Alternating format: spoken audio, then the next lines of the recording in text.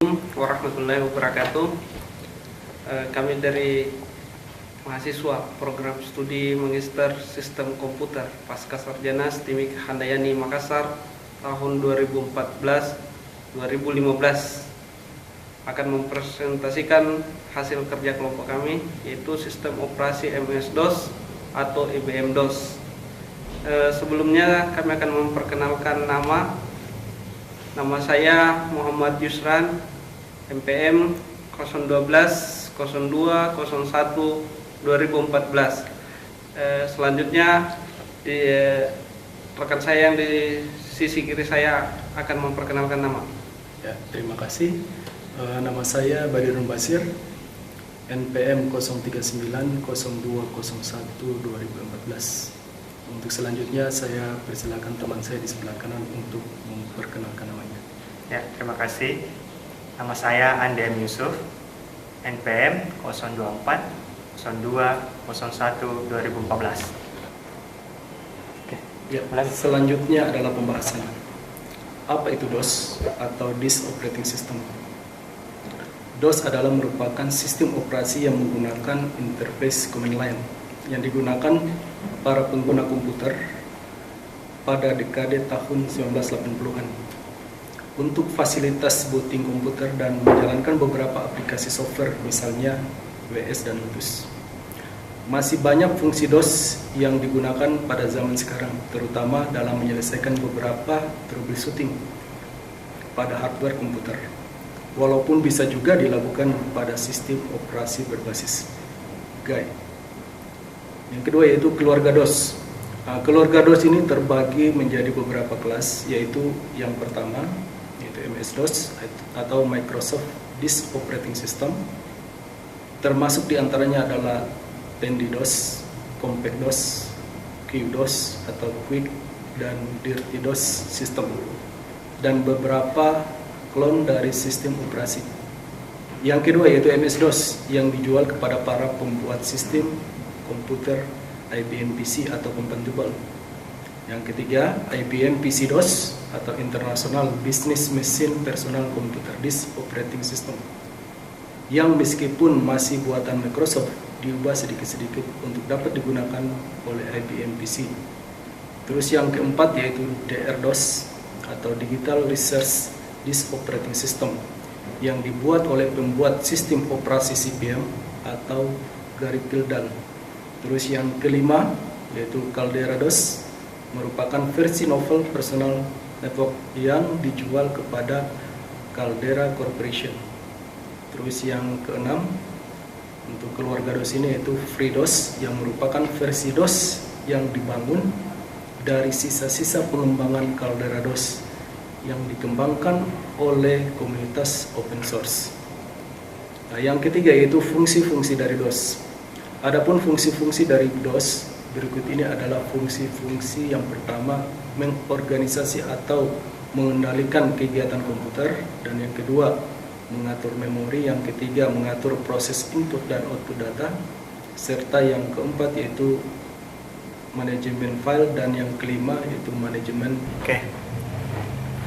Baik, kita ke slide selanjutnya yaitu MS-DOS atau Microsoft Disk Operating System. Apa itu MS-DOS? MS-DOS adalah sebuah sistem operasi yang sangat banyak digunakan oleh komputer IBM PC atau yang kompatibel dengannya. Microsoft membuat MS-DOS sebagai sebuah sistem operasi mainstream sebelum pada akhirnya menghentikan dukungan MS-DOS secara perlahan ketika mereka membuat sebuah sistem berbasis antarmuka grafis atau dikenal juga dengan sebutan GUI untuk pasar mainstream yang disebut sebagai Microsoft Windows. MS-DOS dirilis pertama kali pada tahun 1981, dan seiring dengan waktu Microsoft pun meluncurkan versi yang lebih baru dari MS-DOS.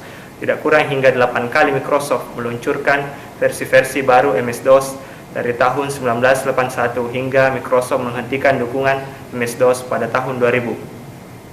MS-DOS merupakan salah satu kunci keberhasilan Microsoft dalam memproduksi perangkat lunak dari dari sebuah perusahaan kecil pembuat bahasa pemrograman saat didirikan hingga menjadi sebuah perusahaan perangkat lunak yang seolah menguasai dunia.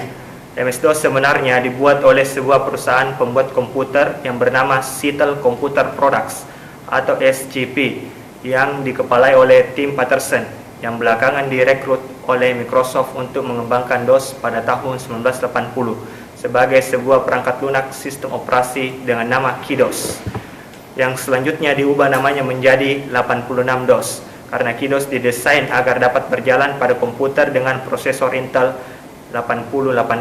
Microsoft pun membeli lisensinya dengan harga $5.000 dari SCP, lalu mengubah namanya menjadi MS-DOS. Selanjutnya, saat IBM hendak meluncurkan komputer pribadi yang disebut dengan IBM PC, Microsoft pun menjual lisensi MS-DOS kepada IBM DOS. Kemudian perkembangan arsitektur DOS. Sebelum meluncurkan Windows XP, Windows Vista, dan Windows 7, dahulu komputer dioperasikan melalui DOS. MS-DOS yang pernah terkenal pada masanya dan terus berkembang dengan pesat sampai akhirnya MS-DOS habis masa waktunya dan tidak digunakan lagi. Berikut ini perkembangan MS-DOS dari versi 1.0.0 sampai ke versi 7.1.10. Baiklah, saya akan lanjutkan. Arsitektur ini terdiri atas 4 tingkatan. Yang pertama, I/O System, SCS System, MS-DOS System, Command Com System, Internal Command in the form external file.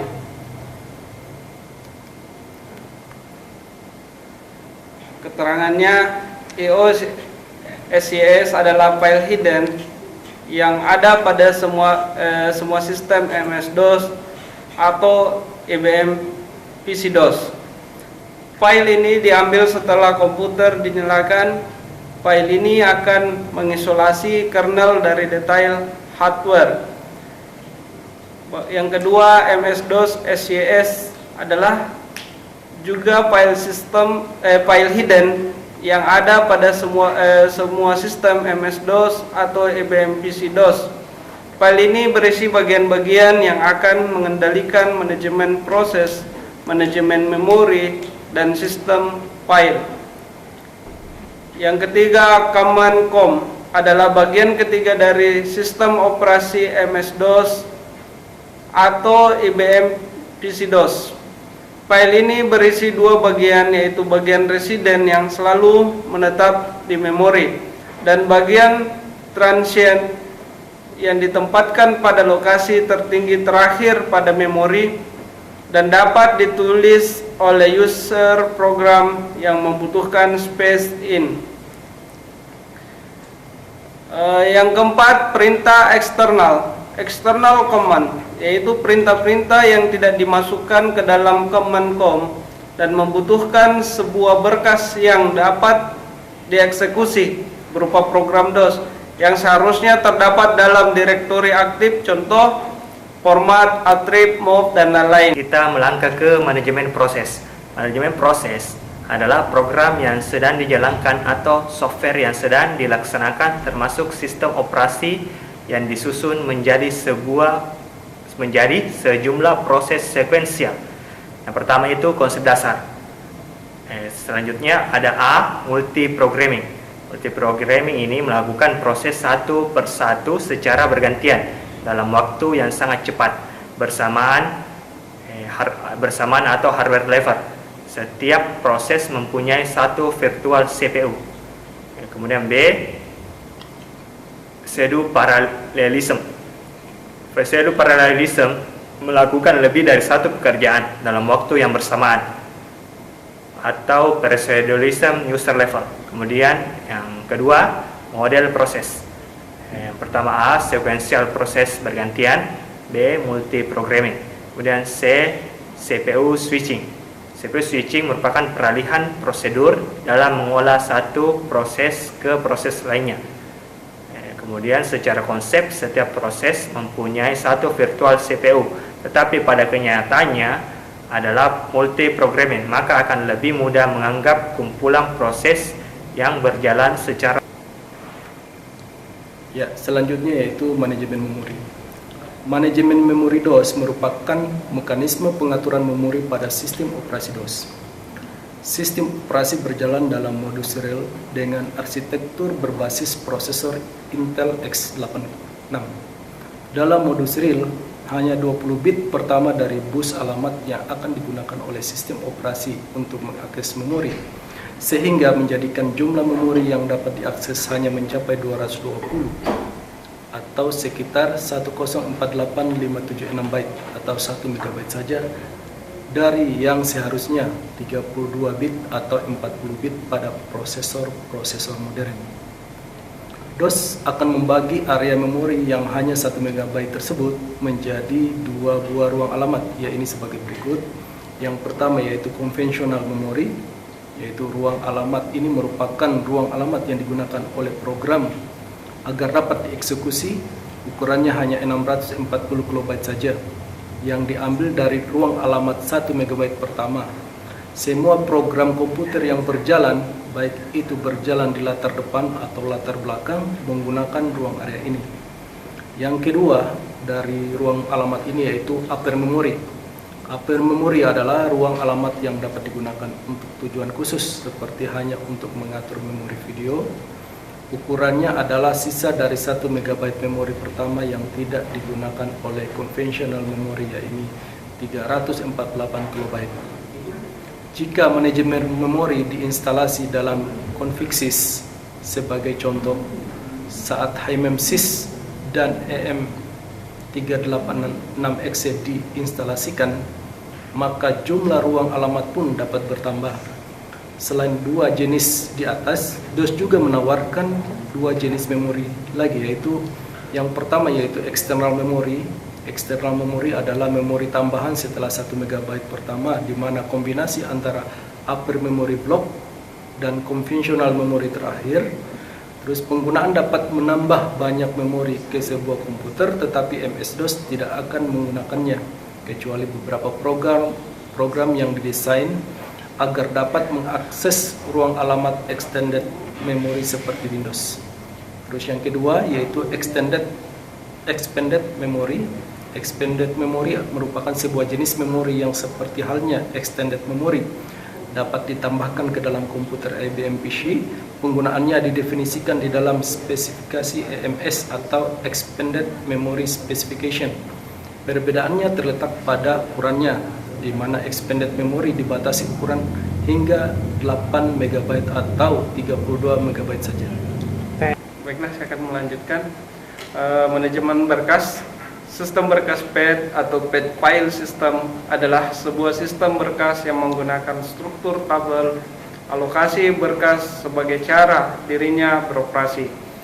Untuk peningkatan, umumnya orang menyebut sistem berkas PET sebagai PET saja. Kata PET sendiri adalah singkatan dari file alokasi table, yang jika diterjemahkan secara bebas ke dalam bahasa Indonesia menjadi tabel alokasi berkas. Arsitektur PET sekarang banyak digunakan secara luas dalam sistem komputer dan kartu-kartu memori yang digunakan dalam kamera digital atau pemutar media portable. Struktur sistem berkas PET. Sistem berkas PET atau PET file system adalah sebuah sistem berkas yang menggunakan struktur tabel alokasi berkas sebagai cara dirinya beroperasi. Untuk peningkatan, umumnya orang menyebut sistem berkas PET sebagai PET saja. Kata PET sendiri adalah singkatan dari file alokasi table, yang jika diterjemahkan dalam bahasa Indonesia menjadi tabel alokasi. Arsitek PET sekarang banyak digunakan secara luas dalam sistem komputer dan kartu-kartu memori yang digunakan dalam kamera digital. Versi kedua, ada beberapa versi dalam sistem berkas PET yang dibedakan dari beberapa banyak unit alokasi yang didukungnya. PET yang pertama adalah PET 12. PET 12 adalah sistem berkas yang menggunakan ukuran unit alokasi yang memiliki batas hingga 12 bit, sehingga hanya dapat menyimpan maksimum hingga 212 unit alokasi saja, 4096 buah. Sistem berkas ini adalah sistem berkas asli dari PET yang pertama kali digunakan dalam sistem operasi MS-DOS karena beberapa sistem operasi Windows menggunakan ukuran unit alokasi sistem berkas yang dibuat berdasarkan ukuran sektor kelipatan 512 byte. Dari 1 sektor hingga 16 sektor, PET12 memiliki batasan pada kapasitasnya, yakni hingga 32 MB. Karena itu, PET12 umumnya hanya digunakan sebagai sistem berkas untuk media penyimpanan floppy disk dan tabel berikut berisi informasi sistem operasi apa saja yang mendukung sistem berkas PET12. Selanjutnya PET16. PET16 adalah sistem berkas yang menggunakan unit alokasi yang memiliki batas hingga 16 bit sehingga dapat menyimpan hingga 216 unit alokasi atau 65.536 buah. Sistem berkas ini memiliki batasan kapasitas hingga ukuran 4 GB. Demikianlah hasil presentasi kami. Lebih dan kurangnya mohon dimaafkan, dan kami berharap bagi rekan-rekan mengoreksi atau memperbaiki ataukah memberi masukan terhadap kekurangan presentasi kami. Wabillahi taufiq wal hidayah. Assalamualaikum warahmatullahi wabarakatuh.